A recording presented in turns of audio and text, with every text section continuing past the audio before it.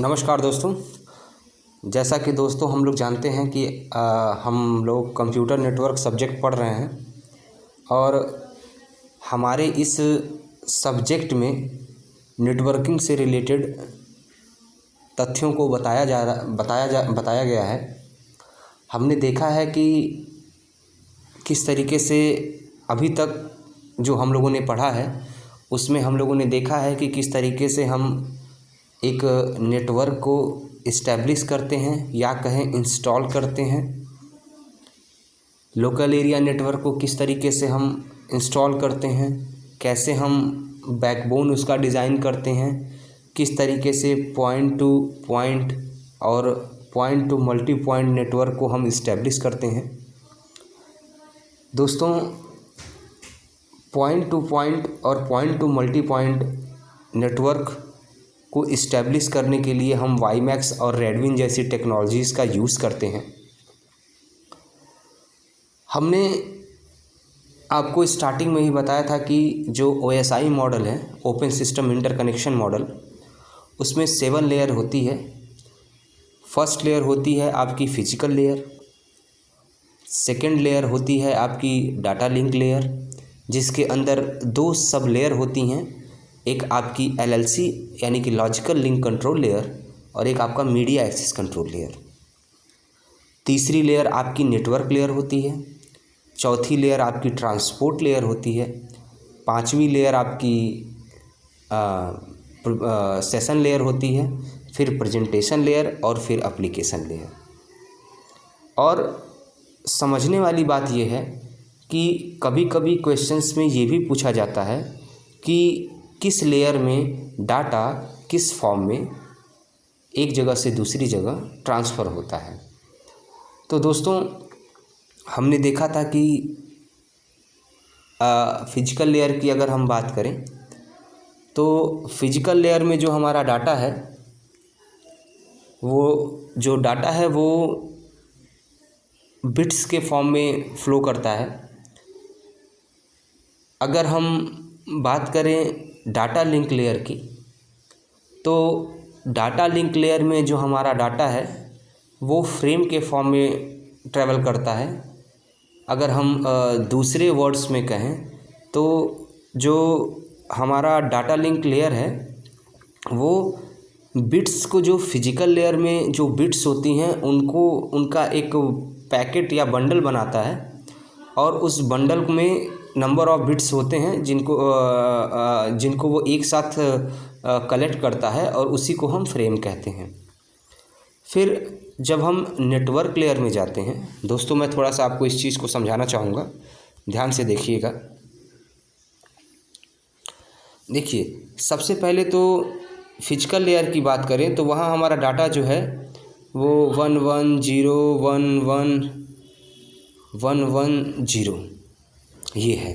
अब अगर हम ये हमारे बिट के फॉर्म में डाटा हमारा ट्रैवल कर रहा है फिजिकल लेयर में। अब डाटा लिंक लेयर में जब आते हैं तो हम इन पर्टिकुलर 3 बिट को लेके हम फ्रेम बनाते हैं, यानी बंडल बनाते हैं 3 बिट का। ये मैं समझा रहा हूँ 3 बिट का, ये इससे ज़्यादा कम होता रहता है। तो हम इस तरीके से फ्रेम में उनको कलेक्ट करके हम फ्रेम बनाते हैं। और दोस्तों, जब हम नेटवर्क लेयर की तरफ जाते हैं तो नेटवर्क लेयर में दोस्तों हम क्या करते हैं कि हम डाटा को जो डाटा लिंक लेयर में फ्रेम होते हैं उस फ्रेम को हम फिर पैकेट में कन्वर्ट करते हैं। यानी पैकेट में क्या है कि फ्रेम का बंडल बनाया जाता है। यानी इस तरीके से हम फ्रेम को कलेक्ट करते हैं और उसका बंडल बनाते हैं, जिसको हम क्या कहते हैं, पैकेट। ठीक है दोस्तों। इसके अलावा दोस्तों अगर हम बात करें तो नेटवर्क लेयर में एक इम्पॉर्टेंट लेयर है जिसका यूज़ किया जाता है। इसमें एक्चुअल में क्या होता है दोस्तों कि 2 तरीके के टेक्नोलॉजी यूज़ होती है। एक आपका राउटिंग और एक आपका स्विचिंग।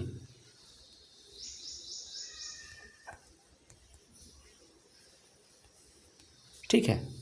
राउटिंग का काम क्या होता है, रूट प्रोवाइड करना, जो कि एक स्पेसिफिक जो हमारा कहें कि specific device, networking device router का यूज़ करके राउटिंग को परफॉर्म किया जाता है।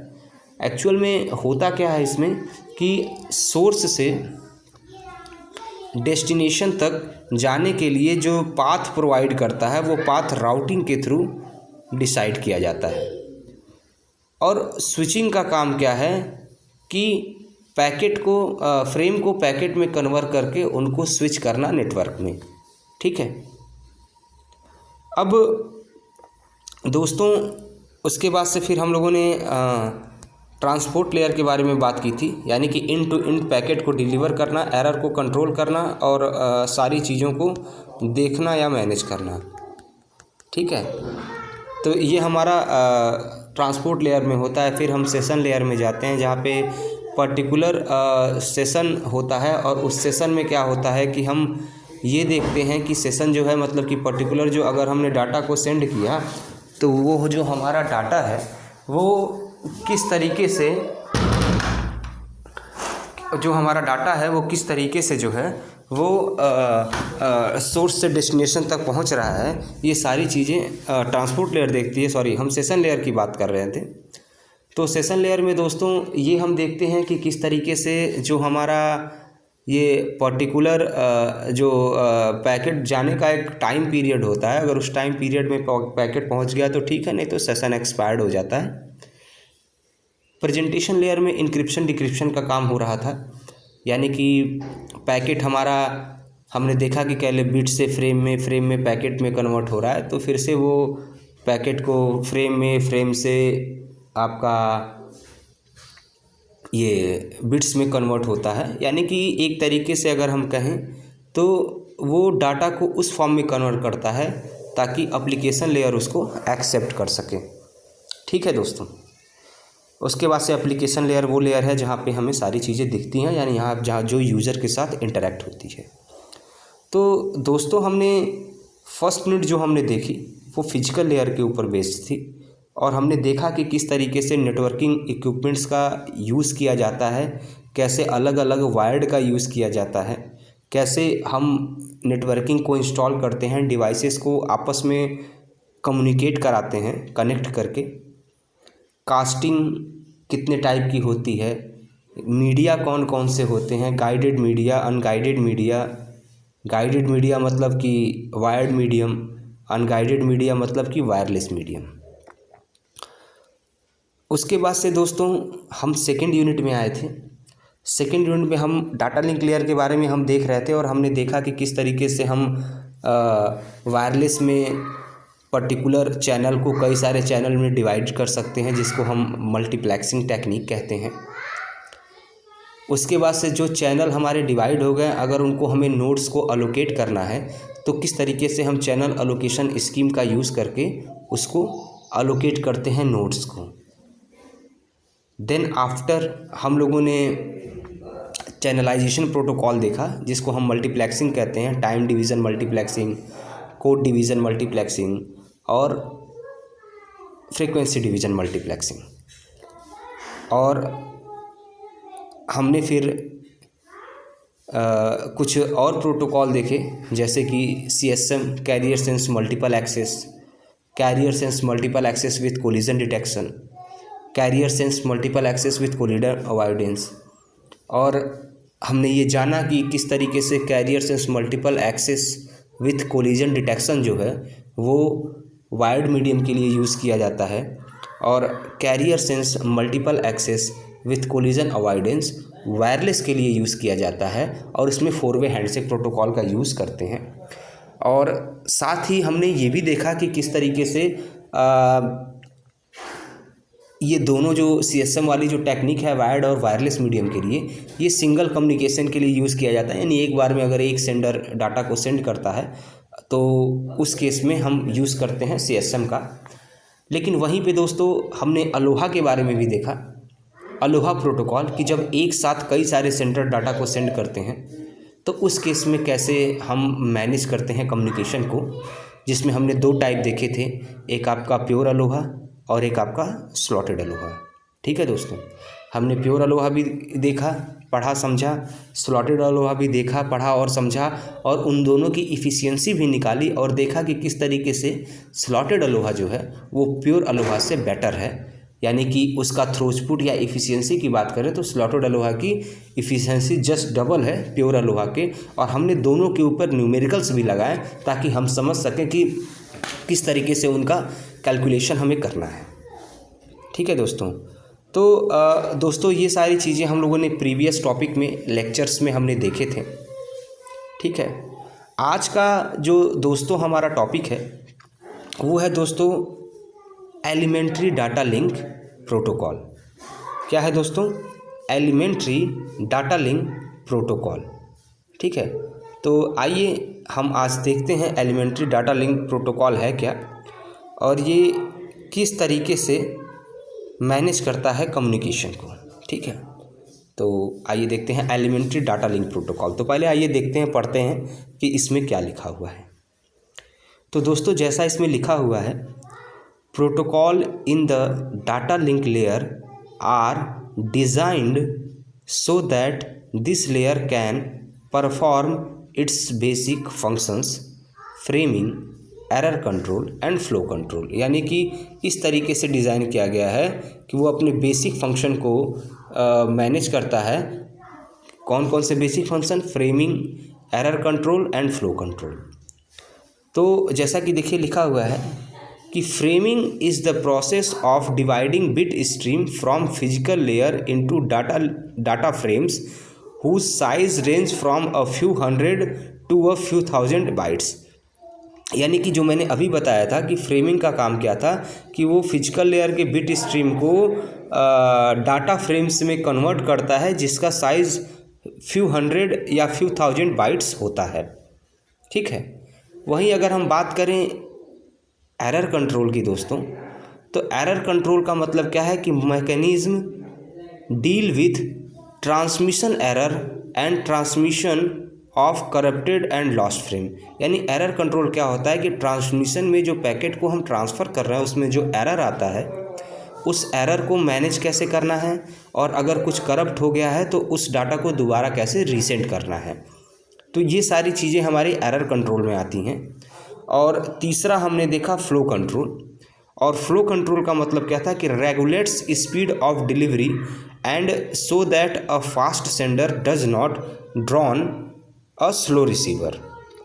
कहने का मतलब क्या है कि यहाँ पे ये जो लिखा हुआ है ये लाइन कि fast sender does not drawn a slower receiver.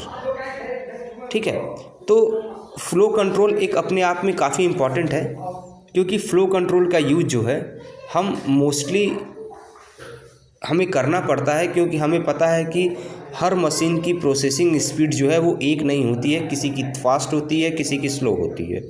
तो फिर भी दोनों के बीच में तालमेल या फिर कम्युनिकेशन इस्टेब्लिश हो सके विदाउट लॉस, इसके लिए हम लोग फ़्लो कंट्रोल का यूज़ करते हैं। इसको थोड़ा सा दोस्तों इस तरीके से भी देख लीजिए।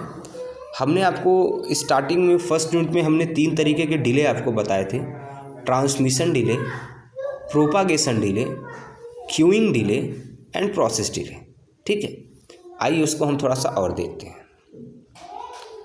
ये हमारी एक मशीन है, ये हमारी दूसरी मशीन है, और ये हमारा क्यू है, ये हमारी ए है यानी कि सेंडर, और ये हमारा बी है यानी कि रिसीवर। ठीक है ना। तो ध्यान से समझिएगा कि फ़्लो कंट्रोल क्या होता है और कैसे वर्क करता है दोस्तों। और ये आपका कम्युनिकेशन चैनल है। ठीक है, ये आपका क्या है? Communication channel. अब दोस्तों अगर सपोज कीजिए कि इसकी ए की प्रोसेसिंग स्पीड जो है वो 90% है। एक सेकेंड,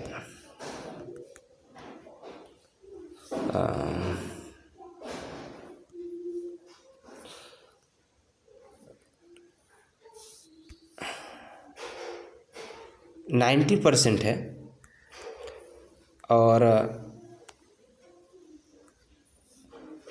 रिसीवर एंड पे जो मशीन है उसकी कैपेसिटी जो है वो 70% है।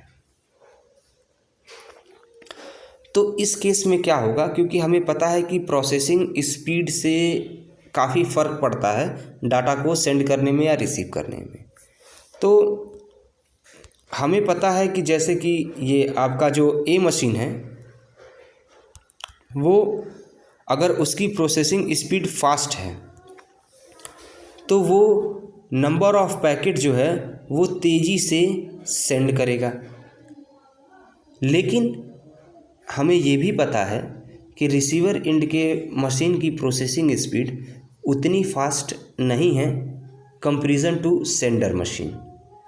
तो उस केस में जो पैकेट जाएगा वो क्यू में जाके वेट करेगा। लेकिन इस क्यू की भी तो एक लिमिट होगी,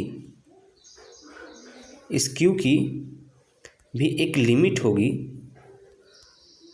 कि ये नंबर ऑफ़ पैकेट्स जो है ये नंबर ऑफ़ पैकेट जो है ये अपना कितना नंबर ऑफ़ पैकेट एक बार में क्यू में आ सकते हैं। तो सपोज कीजिए ये 3 पैकेट को, सपोज करिएगा कि ये 3 पैकेट को एक बार क्यू में मैनेज कर सकता है। तो उस केस में क्या होगा कि जब इसकी प्रोसेसिंग स्पीड सो कि स्लो है और पैकेट प्रोसेसिंग स्पीड के अकॉर्डिंग ही क्यू से निकल के आपका पर्टिकुलर मशीन के अंदर जाएंगे, लेकिन सेंडर बहुत तेज़ी से डाटा को सेंड कर रहा है, तो एक टाइम आएगा कि क्यू भी भर जाएगा और उसके बाद भी डाटा जो है वो रहेगा और सेंड होता रहेगा, लेकिन क्यू में चूँकि जगह नहीं रहेगी तो वो डाटा आपका क्या हो जाएगा, लॉस हो जाएगा। ठीक है ना। तो ये सिचुएशन न बने, कहने का मतलब क्या है, ये सिचुएशन आपकी न बने, इस सिचुएशन को हैंडल करने के लिए ही हम फ्लो कंट्रोल का यूज़ करते हैं। किसका यूज़ करते हैं दोस्तों? फ्लो कंट्रोल का। ठीक है, फ्लो कंट्रोल का यूज़ हम इसीलिए करते हैं ताकि हमारा जो पैकेट है वो लॉस ना हो। ठीक है ना। तो ये जो फ्लो कंट्रोल है, ये जो फ्लो कंट्रोल है, ये फ्लो कंट्रोल क्या करेगा कि ये जो है रिसीवर, सेंडर और रिसीवर दोनों के बीच में एक तरीके से कहें तो मैनेज करेगा कि जब तक रिसीवर जो है, जब तक रिसीवर जो है वो एक, इसको अगर हम कहें कि जब तक इसको ओके नहीं करेगा तब तक सेंडर जो है वो डाटा को सेंड नहीं करेगा। तो इससे क्या है कि सेंडर की चाहे जो भी स्पीड हो, लेकिन उसको रिसीवर के ओके का इंतज़ार करना पड़ेगा और रिसीवर तभी ओके कहेगा जब उसके पर्टिकुलर जो क्यू में जो पैकेट्स हैं वो उसको अडॉप्ट कर लेगा। तो इससे क्या होगा कि जो फास्ट सेंडर है वो does not drawn a slow receiver, यानी वो स्लो रिसीवर को दबा नहीं पाएगा और पैकेट लॉस नहीं होगा और आपका डाटा जो है वो आसानी से ट्रांसफ़र होगा विदाउट लॉस। ठीक है दोस्तों। अब दोस्तों आगे जो हमारा type of data link protocol की अगर हम बात करें तो जैसा कि देखिए यहाँ लिखा हुआ है कि data link protocol can be broadly divided into 2 categories depending on whether the transmission channel is noiseless और नॉइजी। अब बात आती है नॉइजलेस और नॉइजी।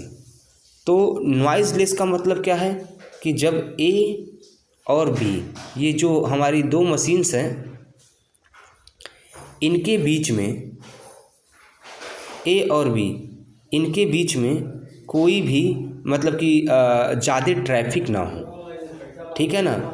और नॉइज़ी चैनल का मतलब क्या है कि जब इनके बीच में हैवी ट्रैफिक हो। ठीक है।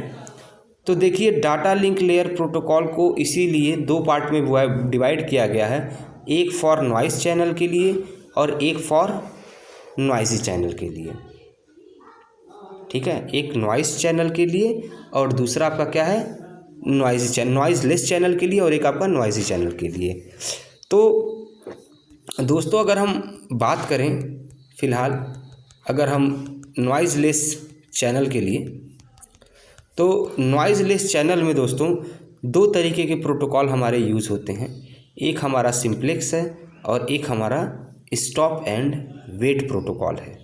ठीक है दोस्तों, तो आइए देखते हैं इन दोनों के बारे में बारी बारी, उसके बाद से फिर हम नॉइज़लेस चैनल की तरफ आगे बढ़ेंगे। ठीक है दोस्तों, आइए आगे चलते हैं। तो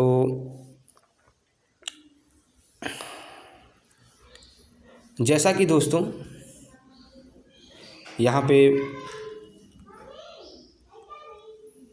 लिखा हुआ है सिंप्लेक्स प्रोटोकॉल में कि the simplex protocol is hypothetical protocol design for unidirectional data transmission over an ideal channel, that is a channel throughs which transmission can never go wrong. It has distinct procedure for sender and receiver. The sender simply send all its data available on the channel as soon as they are available its buffer.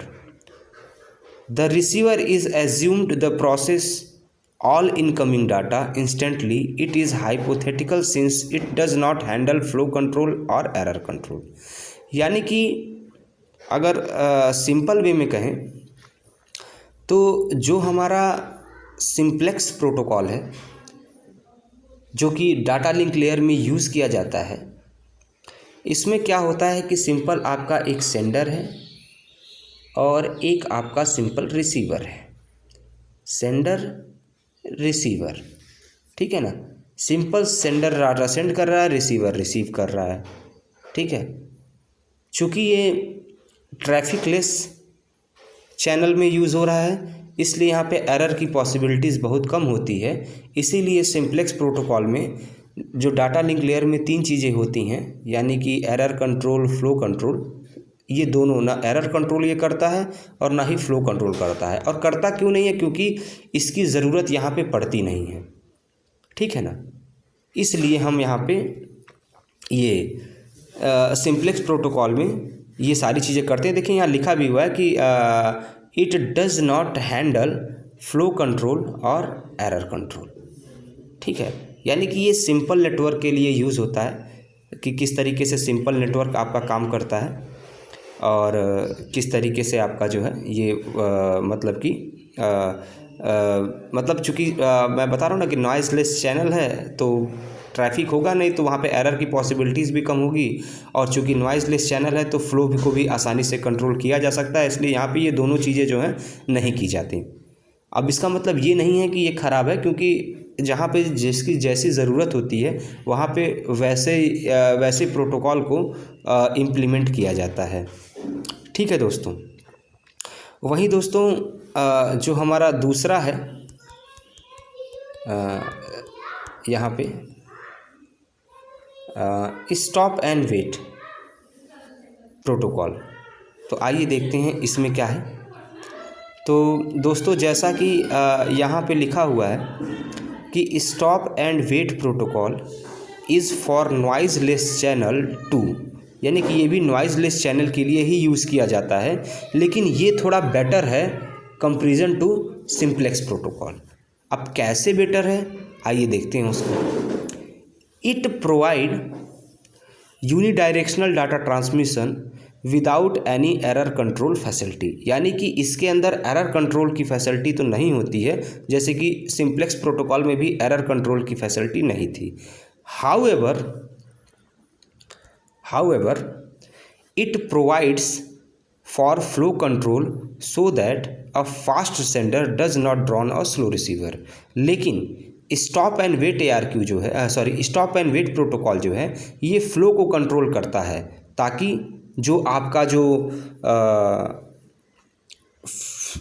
Fast sender है वो slow receiver को दबा ना सके या draw ना कर सके, ठीक है ना। The receiver has a finite buffer size with finite processing speed. The sender can send a frame only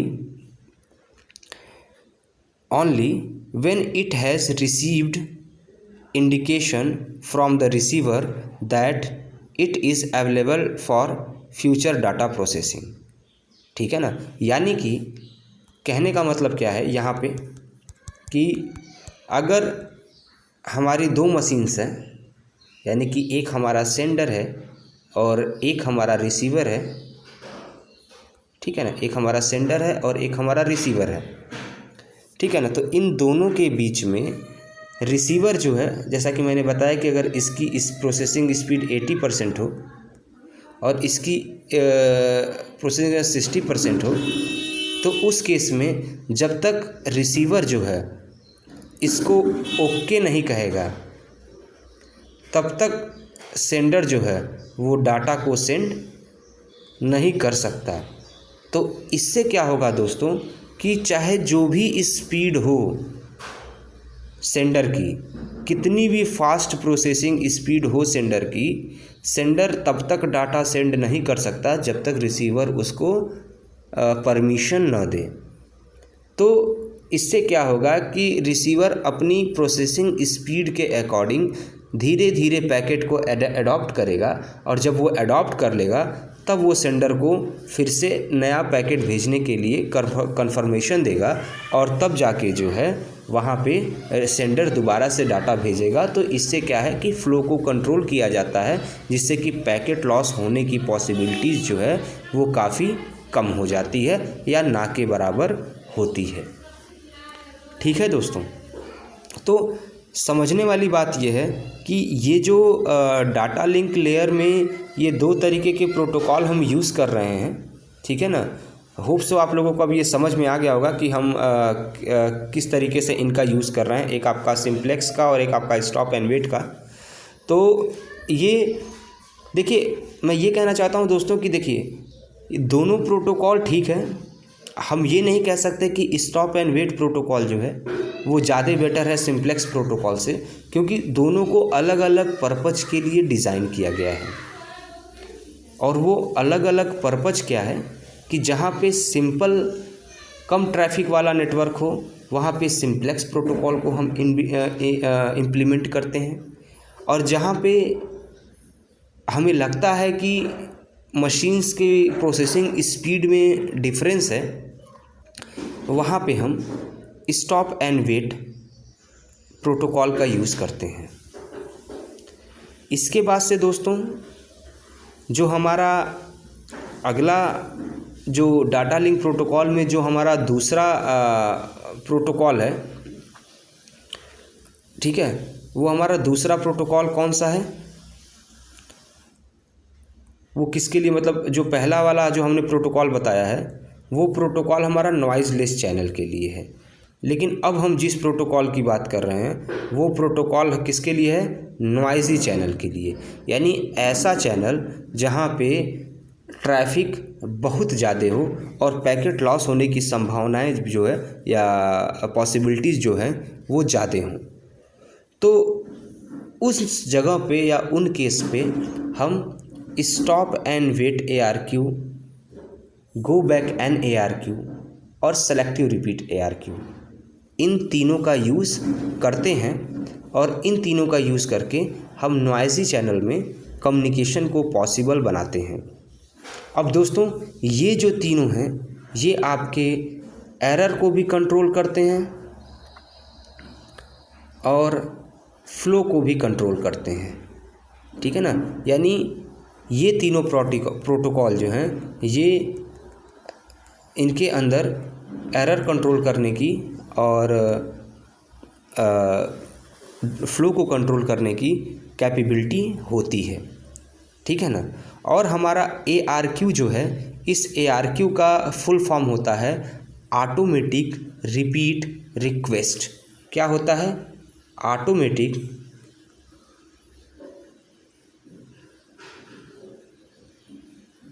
repeat request, ठीक है ना। तो ये तीन हमारे प्रोटोकॉल यूज़ होते हैं इसमें। एक हमारा क्या कहते हैं stop and wait ARQ, go back N ARQ और सेलेक्टिव रिपीट ARQ में ये तीनों ARQ जो का मतलब क्या है, ऑटोमेटिक रिपीट रिक्वेस्ट। तो दोस्तों आज के लिए इतना ही। कल हम इन तीनों जो नॉइज़ी चैनल है इनके लिए जो हम ये प्रोटोकॉल के बारे में बात कर रहे हैं, कल हम इनके बारे में डीप में देखेंगे कि कैसे ये नॉइज़ी चैनल को मैनेज करते हैं, कैसे स्टॉप एंड वेट ARQ काम करता है, कैसे गो बैक एन ARQ काम करता है और कैसे आपका सेलेक्टिव रिपीट ARQ काम करता है। ठीक है दोस्तों, बहरहाल आज जो मैंने आपको समझाया है simplex and stop and wait, तो अगर आप स्टॉप एंड वेट ARQ को समझेंगे तभी आप इस आगे के प्रोटोकॉल को समझ पाएंगे और ये समझ पाएंगे कि कैसे ये इससे बेटर है। ठीक है ना। तो इसको समझने के लिए इन तीनों प्रोटोकॉल को समझने के लिए ही हमने पहले आपको ये नॉइज़लेस चैनल में जो प्रोटोकॉल यूज़ होते हैं इसके बारे में आपको बताया है दोस्तों। ठीक है दोस्तों, तो आज के लिए इतना ही। कल हम फिर नए टॉपिक को लेके या इसके आगे के टॉपिक को लेके हम नया वीडियो डालेंगे। Thank you very much.